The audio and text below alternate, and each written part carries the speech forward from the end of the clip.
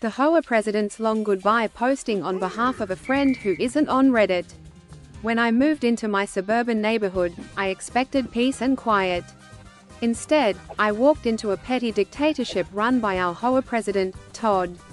Todd was the worst kind of leader, the kind who loved power but hated accountability. He enforced ridiculous rules, like fining people $200 for leaving their trash cans out a minute past 9 a.m., but blatantly ignored the rules when it suited him. His own yard was a mess of unpermitted structures, and his fence was taller than allowed by city ordinances. But Todd's true sin? Using the HOA as his personal piggy bank. At first, I tried reasoning with him. My fence was slightly off color because the approved stain wasn't available, and he fined me $500. I explained, provided receipts, and asked for leniency. Todd smirked, said, "Rules are rules," and walked away. That's when I decided I would take him down, not with screaming or public arguments, but methodically, legally, and in a way he'd never recover from. Step 1. Become the inside man. Todd's first mistake was underestimating me. I volunteered for the HOA board under the guise of wanting to get involved in the community. I played the part of the eager, naive newbie perfectly. For 2 years, I attended every meeting, quietly observing how Todd operated. I learned he controlled the board by bullying other members and burying them in paperwork. He'd push through votes when only his allies were present and conveniently lose paperwork submitted by dissenting homeowners. I kept my head down, took detailed notes, and waited. My goal was to outlast his term as president so I could begin making changes. Then I discovered Todd's second mistake. He wasn't just a bully, he was a thief. Step 2.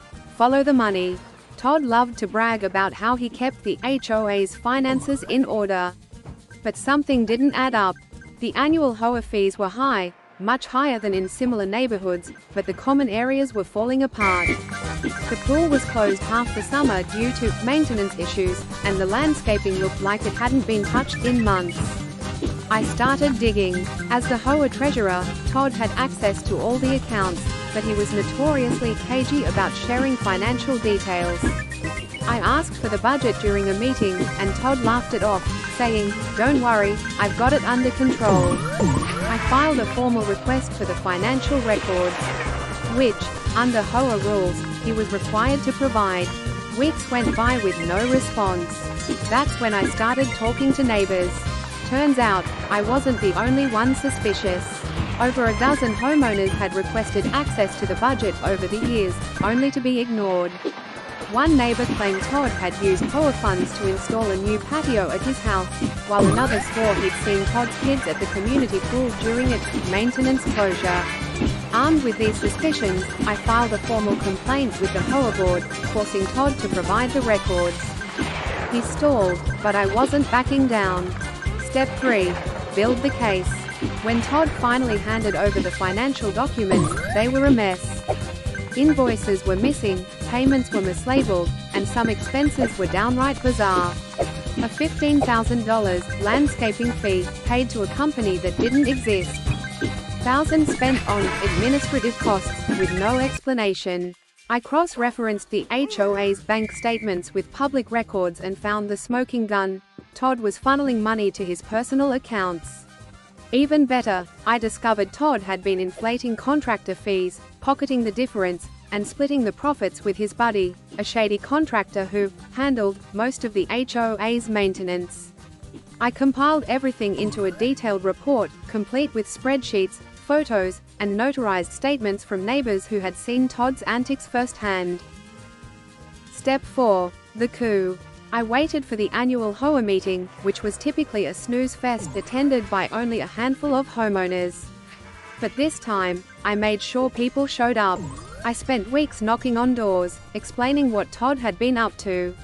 I didn't share everything, just enough to get people angry and curious. On the night of the meeting, the room was packed.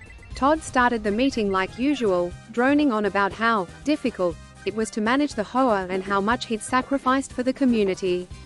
That's when I stood up. I calmly asked if he could explain some discrepancies in the budget. Todd laughed nervously and said, "I don't think this is the time or place."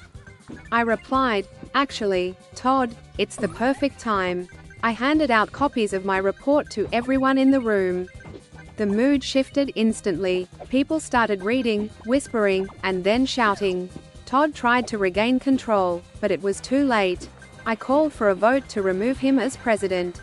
By the end of the night, Todd was out. Step 5. The final blow.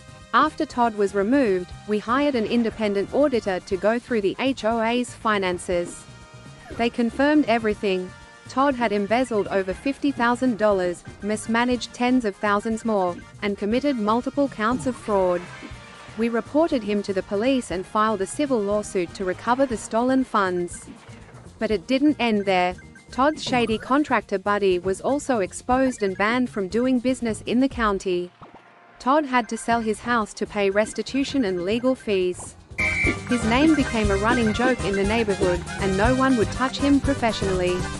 With Todd gone, we restructured the HOA to prevent another dictator from taking over. We implemented term limits, required multiple board members to approve financial decisions, and created an online portal so all homeowners could access budgets and meeting minutes. The aftermath. Every time I walk past Todd's old house, now owned by a lovely family, I smile. The pool is open, the landscaping is beautiful, and the HOA fees are lower than ever. Todd, meanwhile, moved to a neighboring town, where he reportedly tried to join another HOA board, only to be laughed out of the room when someone Googled his name. Justice wasn't just served, it was plated, garnished, and savored.